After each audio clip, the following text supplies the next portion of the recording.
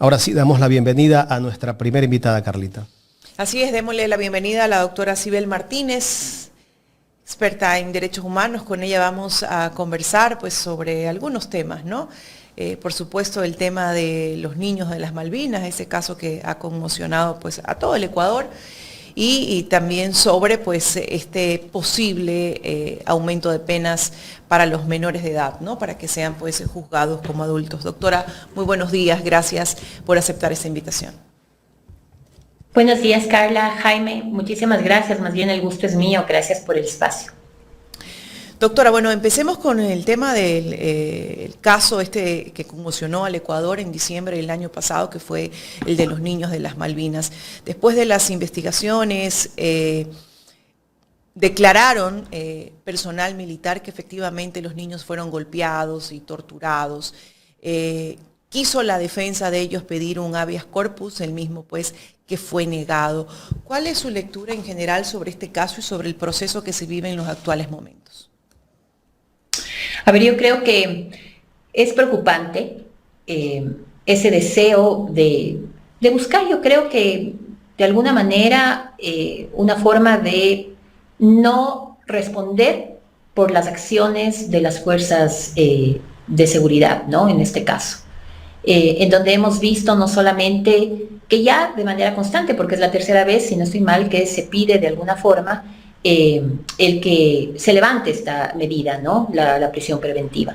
Y hoy por hoy, con mucha preocupación, vemos cómo estas leyes que han sido aprobadas últimamente en la Asamblea Nacional están dando su fruto, pero de mala forma, ¿no? Porque son vulneradoras de derechos. El alegar, por ejemplo, en este caso particular del habeas corpus, a la ley de solidaridad nacional, ¿no? En donde efectivamente esta norma establece que las Fuerzas Armadas, la policía, simplemente se actuaron dentro de su deber o de su deber legal, ¿no? Entonces, pues, no son susceptibles a prisión preventiva.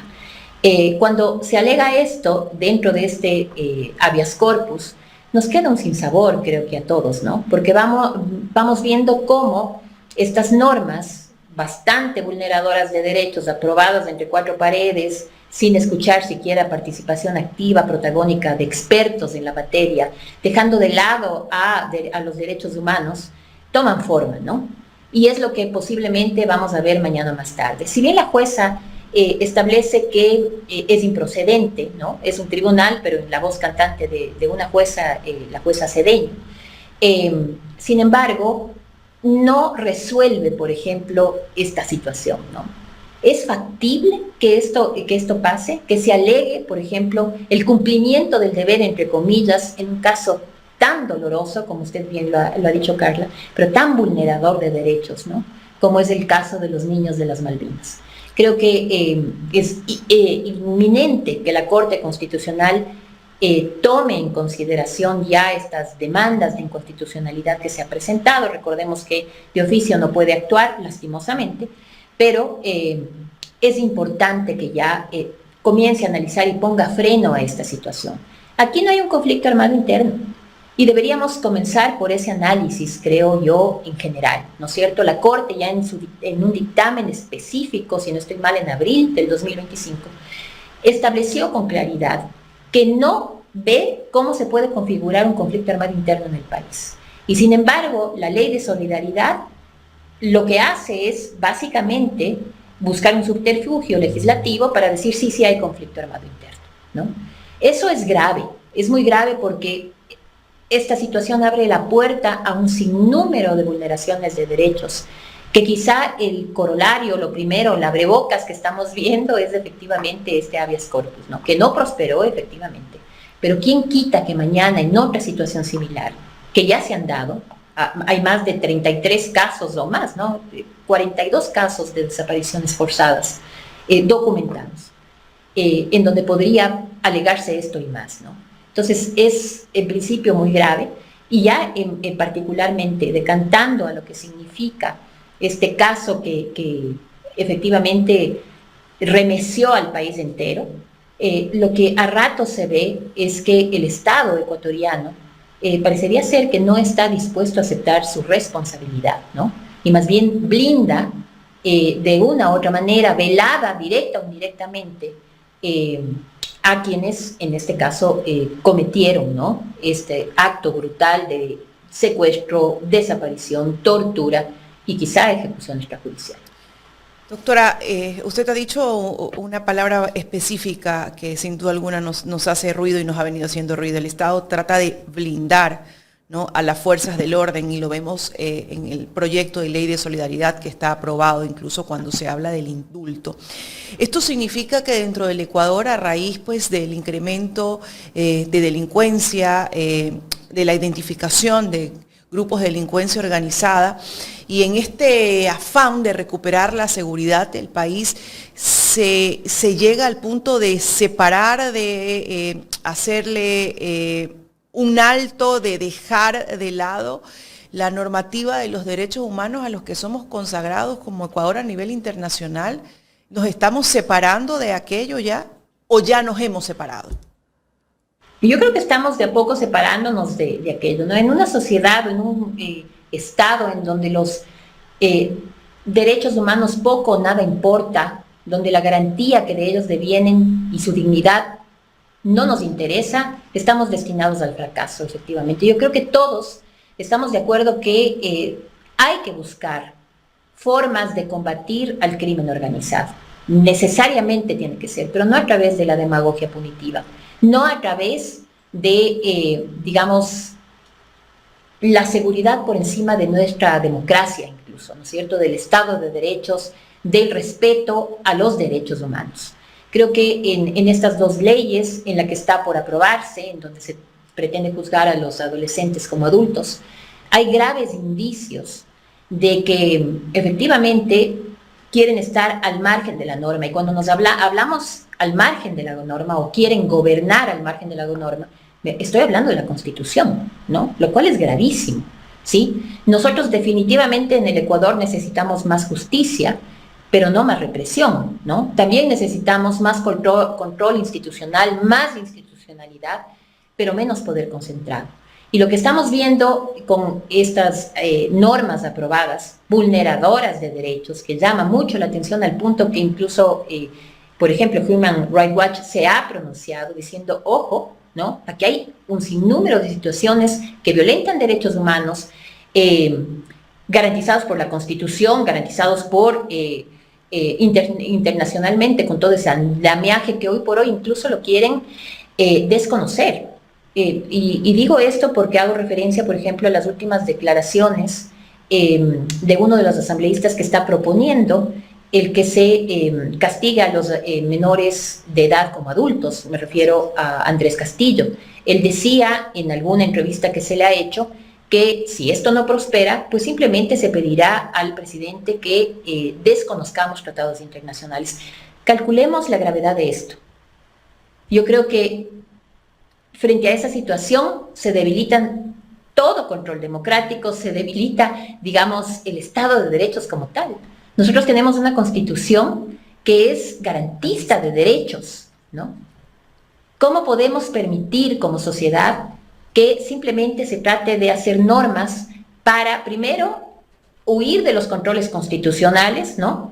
Por eso decía, ya la Corte Constitucional se pronunció claramente, dijo al gobierno, no veo que existe un conflicto armado interno, usted tiene herramientas, ¿no es cierto?, para trabajar ordinariamente, no por excepcionalidad, es decir, no por estados de excepción, que vamos más de 14, ¿no? Usted puede controlar el crimen organizado, ¿no es cierto?, no es beligerante, no es de tinte militar, por lo tanto, no hablemos de conflicto armado interno.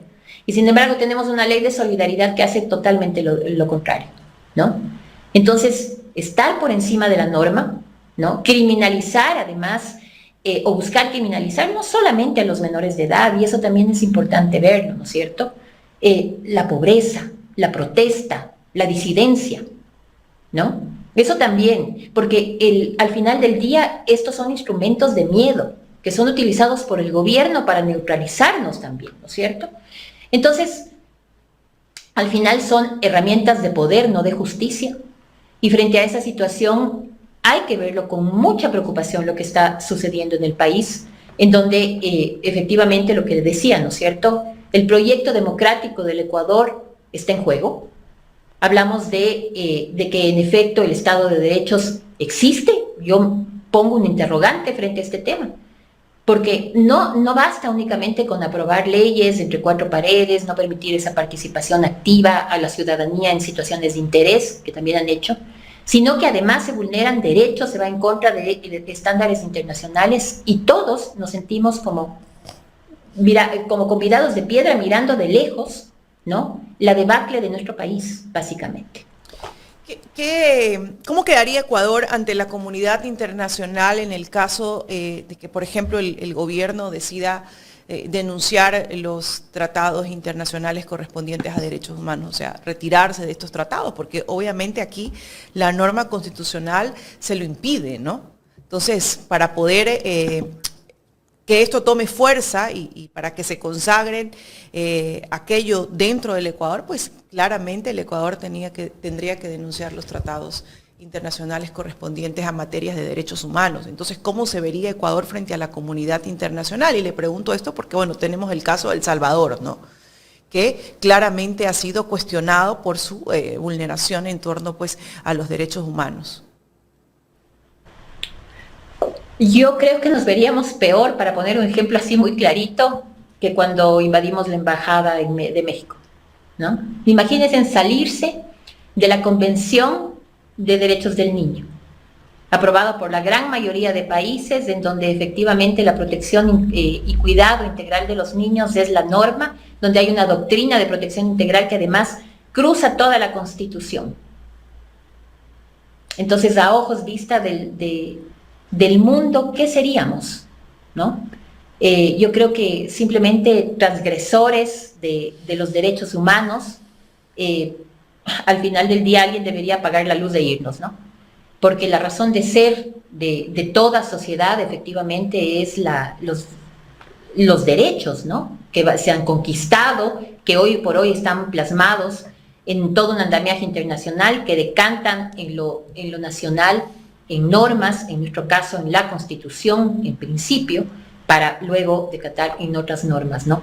Entonces, sería terrible. Yo creo que básicamente son estas habladurías, porque lastimosamente nos hemos visto que no hay rigurosidad en el trabajo técnico que deberían hacer los asambleístas, ¿no? Y es más bien un hablar, un decir. Ya hemos visto otros ¿no?, mensajes estridentes, confusos, para tener elementos para justificar lo injustificable, que es algo que también está sucediendo, ¿no? Sin embargo, ellos tienen la posibilidad, la mayoría por el momento, de aprobar este tipo de normas inconstitucionales. La factura la pagamos nosotros, ¿no? Sin embargo, la gente que está ahí lo que hace básicamente es dar cumplimiento, a ratos yo digo, a los caprichos del gobierno, no necesariamente a las necesidades inminentes en esta situación. Creo que todos coincidimos que hay que buscar una política pública integral con varios componentes, con enfoque de derechos humanos sin duda alguna, para hacerle frente a esta criminalidad, ¿no?, a esta violencia inusitada que vivimos, pero no a costa de nuestros derechos. Pero usted decía algo súper importante, doctora, o sea, si el gobierno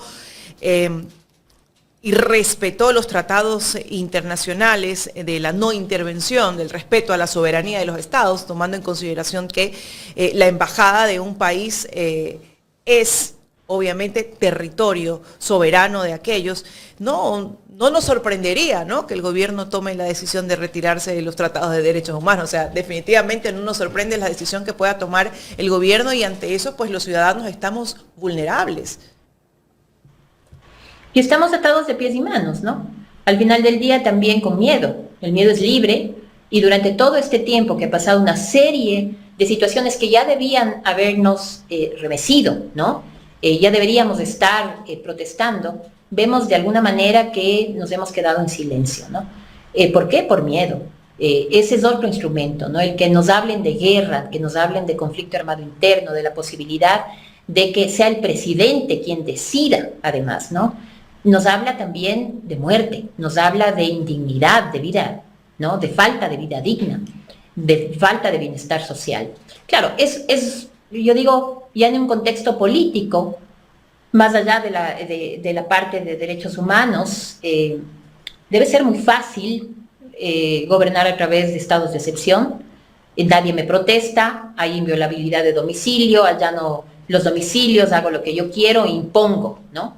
Que eso como que le ha ido bien, ¿no? Durante 2 años vamos en esta situación, hay una serie de vulneraciones de derechos que mañana saldrán a la luz, pero hoy por hoy se pueden contener. Sin embargo, la pregunta aquí es, ¿esa es la forma en que queremos vivir? Que mañana nos explote, no sé, ¿no? De repente, o más bien, que la población civil sea quien pague los platos rotos del uso de la fuerza letal a través de un conflicto armado que no existe, ¿no? O que allanen nuestros, sin orden judicial, nuestros espacios, ¿no? O que pidan información respecto a lo que tenemos en los teléfonos y que no podamos hacer nada. Yo creo que no lo hemos visto todavía, está en la norma, está escrita, todavía no vemos sus alcances, pero ¿qué va a pasar cuando existan esos alcances? Cuando ya materialmente los veamos. Entonces ahí creo que es importante comenzar a cuestionar. ¿Existe un conflicto armado interno? ¿No existen otras herramientas para controlar esta violencia inusitada? ¿No será que quizá lo que no existe es el conocimiento, la técnica, la capacidad para hacer del Ecuador un lugar seguro, sin necesidad de conflictos armados internos inexistentes, sin llamar, digamos, a los GDOs, ¿no es cierto?, dar este estatus de beligerante, de militares a la criminalidad? ¿Será que podemos encaminarnos por otras formas en donde políticas de bienestar social, por ejemplo, son necesarias, son inminentes, ¿no? El GDO llega a donde el Estado no llega, ¿no? Las causas subyacentes de este reclutamiento de niños, niñas y adolescentes no es precisamente el deseo, la voluntad que ellos tienen de formar parte de este reclutamiento, ¿no? O de estas bandas. Las causas subyacentes son la pobreza, la desigualdad, ¿no? La falta de trabajo. Entonces, ¿por dónde estamos poniendo o por dónde estamos permitiendo que se ponga el acento, ¿no?, frente a la grave realidad que vive el Ecuador? ¿En la vulneración de derechos? ¿Realmente estamos, digo, yo me pregunto, ¿no?, realmente estamos de acuerdo en poner en espaldas mínimas, ¿no?, niños, niñas, adolescentes, el peso de la inseguridad, la responsabilidad de la violencia de la cual ellos mismos han sido objetos? Y no cualquier niño, ¿no? Un niño empobrecido, racializado, ¿no? Porque en esta visión tan pequeñita, lo que estamos diciendo es que hay niños que merecen ser protegidos aún de otros niños, y que estos niños que no merecen ser protegidos además son desechables. Eso es lo que estamos viviendo en el país. Yo creo que es terrible, ¿no? Y ya es hora de comenzar como a poner acento muy claro en esto, ¿no? En pedir, como nosotros lo hemos hecho el día de ayer, defensores de derechos humanos, organizaciones de sociedad civil, exigiendo que se excluya, por ejemplo, este deseo de modificar el Código de la Niñez, el Código Orgánico Integral Penal para juzgar a los niños como adultos, de esta ley de integridad pública, ¿no? Exigiendo que se saque esta reforma. Y creo que es importante que todos, si en algo podemos coincidir, buscando consensos tan importantes, porque aquí hoy también se han implantado esto de los otros, los que no son como yo, ¿no?, los que sí merecen ser protegidos. Creo que buscando estos consensos de unidad nacional, si en algo podemos converger todos es en la protección integral a los niños, a todos, sin excepción, ¿no? Y esto es algo que también deberíamos poner como en la mesa del debate para evitar que sigan vulnerando derechos. Doctora, ¿cómo le va? Buenos días. Yo pienso que el gobierno no está combatiendo las causas del problema. El gobierno cree que poniendo penas más duras va a combatir la violencia, la delincuencia que existe en este país. Hace pocos días salió un informe del INEC donde el 50% de los jóvenes están viviendo en la pobreza. Puede meter a la mitad de ese 50% a la cárcel, pero también hay que recordar que la delincuencia y la pobreza van de la mano. Y la delincuencia también es reproductiva. Sí, Yo coincido con usted y no se trata tampoco de romantizar la delincuencia, pero tampoco se trata de implantar una demagogia punitiva que ya se ha demostrado en otros países que simplemente no funciona. Pasó en México, pasó en Colombia. Si queremos hablar realmente de cambios estructurales en esta situación muy compleja que están viviendo hoy miles de familias con niños, niñas y adolescentes, tenemos que hablar también de las causas subyacentes, como le decía. Y dentro de estas causas subyacentes también, ¿por qué no hablar de la corrupción que existe en las fuerzas del orden y seguridad, ¿no? Porque también son parte de este problema. Entonces a los niños, niñas, adolescentes, aquí primero además no saben quiénes les vulneran y quiénes les protegen, ¿no? Porque si se trata de las fuerzas del orden, hemos visto que de repente también existen situaciones en donde no podemos dejar de lado, por ejemplo, el hecho de que un policía reclutaba niños para volverlos sicarios. Y esa sentencia, ¿no?, que en principio era por un reclutamiento forzado, se cambió. Y hasta el día de hoy no tenemos ni una sola sentencia para poder realmente decir se está cambiando la realidad de este grupo etario, ¿no? En ningún caso. Hoy ese policía no va a enfrentar, se le cambió, no recuerdo el tipo penal, pero no es en ningún caso reclutamiento forzado. Entonces, primero, el indulto. Esa situación. ¿Perdón? El indulto. Por otro lado, el indulto, ¿qué es lo que está pasando, no? También se está buscando formas de blindar los excesos de estas fuerzas de seguridad.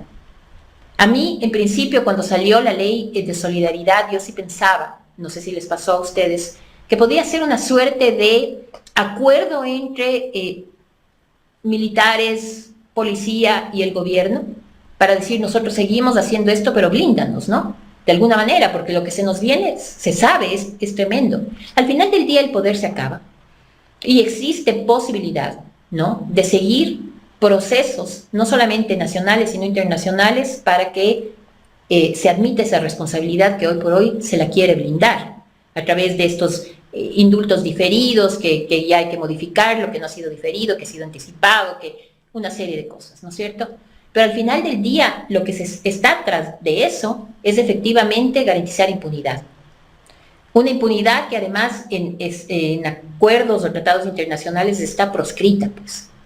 Ya hemos vivido a nivel Latinoamérica incluso un montón de vulneraciones de derechos, en dictaduras mismo, en que nos hizo dar cuenta que efectivamente militares y policías cuando exceden digamos, entre comillas, su deber y vulneran derechos, deben efectivamente responder. Pero aquí, en cambio, el mensaje es otro, ¿no? Hagan lo que sea que nosotros les brindamos. Eso es terrible para una sociedad. Por eso es que digo, es importante como analizar esta situación, importante posicionar, porque a ratos parece que nos hemos dado por vencidos. En el país no existe un conflicto armado interno. Conflicto armado interno es otra cosa. Ahí sí se aplica el derecho internacional humanitario. En este caso, efectivamente, lo que existe efectivamente es una delincuencia organizada que no tiene, ¿no?, este tinte militar, no tiene una ideología, que va más allá de tres personas que están, digamos, de alguna manera actuando o delinquiendo, como también lo establece la ley, ¿no?, para determinar que son parte de este conflicto armado interno. Es muy peligroso lo que está pasando. Y la cuenta, efectivamente, la va a pagar, como ya la ha pagado, la gente, los jóvenes, los niños, niñas también, de barrios, ¿no?, digamos, periféricos, que viven en pobreza, racializados, empobrecidos, no cualquier niño. Y por eso es que hay que poner un acento y una voz de alarma a lo que está sucediendo, en donde efectivamente la Corte Constitucional, como decía, tiene que actuar rápidamente, ¿no? Yo diría para expulsar del ordenamiento jurídico vigente estas dos normas, ¿no? La de inteligencia por el momento y la de solidaridad. Doctora, finalmente me quiero ir a otro tema, el tema de la penitenciaría del litoral y las cárceles de este país. Este fin de semana se fugó un delincuente de alto valor, de acuerdo a lo que dice el Ministerio del Interior, ha salido vestido de militar. ¿Qué pasa dentro de las cárceles? ¿Por qué se están fugando los capos de la mafia o los delincuentes más peligrosos? Ya se fugó Fito, ahora se fuga Fede. ¿La responsabilidad de esto contra quién recae?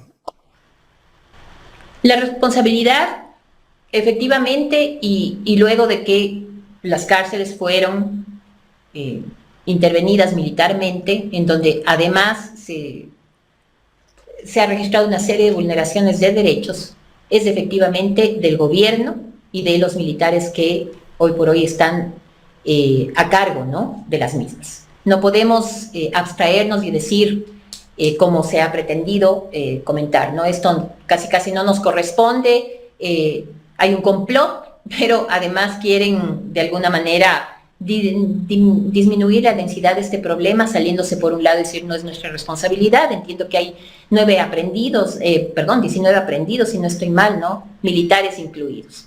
Pero al final del día se supone que la militarización de las cárceles, con todo lo que eso ha traído, ¿no?, una serie de vulneraciones de derechos, tiene que ver con este plan Fénix, ¿no?, entiendo yo, con toda esta visión integral de cómo garantizar la seguridad en el país. Y cuando esto no funciona, entonces ahí sí nos hacemos a un lado. Ojalá que en este caso no se trate de aplicar lo que establece la ley de solidaridad, ¿no?, que estaban los militares en el ejercicio del deber y que por lo tanto no se les puede dictar prisión preventiva y que entonces deberían en todo caso ser juzgados sin esta posibilidad, ¿no? O sea, sin esta medida privativa. ¿Y un presidente puede ordenar que detengan a todos los que estaban de guardia ese día? ¿Eso es normal? Tampoco es normal, ¿no? Hay canales regulares. Sin embargo, aquí, al final del día, lo que hemos visto es que impera más la voluntad del mandatario que las normas y las reglas que están escritas, ¿no? Ya sea en la parte penal o en la parte social, de bienestar social, lo que sea, va siempre a depender de la voluntad. Yo creo que lastimosamente lo que está sucediendo también en el país es que se está entregando a manos llenas un poder, ¿no?, a una sola persona, yo diría satisfaciendo su ego, no las necesidades del pueblo, ¿no? Y esto es muy grave. Esto es propio además de gobiernos autoritarios, dictatoriales.